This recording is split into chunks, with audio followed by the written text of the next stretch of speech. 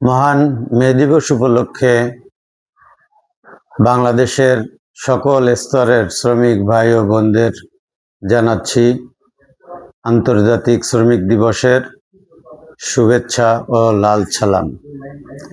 সংগ্রামী শ্রমিক ভাই ও বোনেরা, আমরা সেই 1886 সালের আমেরিকার শিকাগো শহরে হে মার্কেটের সামনে শ্রমিকদের 8 ঘন্টার কাজ করার যে দাবি উঠেছিল এবং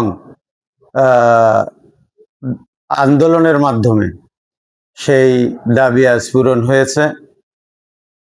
মূলত এই দাবিটা ছিল অন্যায়ের বিরুদ্ধে শ্রমিকদের ন্যায্য অধিকার আদায়ের সংগ্রাম।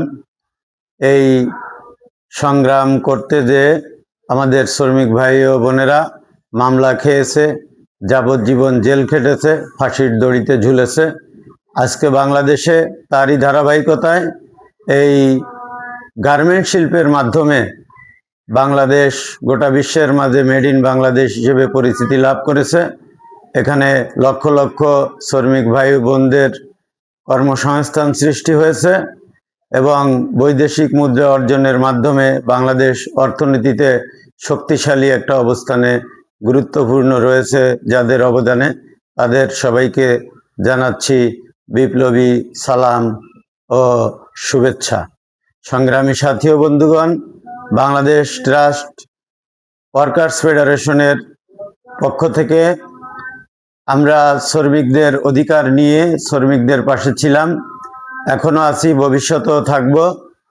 বাংলাদেশ ট্রাস্ট ওয়ার্কার্স ফেডারেশন সম্পূর্ণ আইন মেনে কাজ করে, অন্যায় অযৌক্তিক কোনো আপোষকামিতার মাধ্যমে কোনো কাজ করে না, শ্রমিকদের ন্যায্য অধিকার নিয়েই কাজ করে।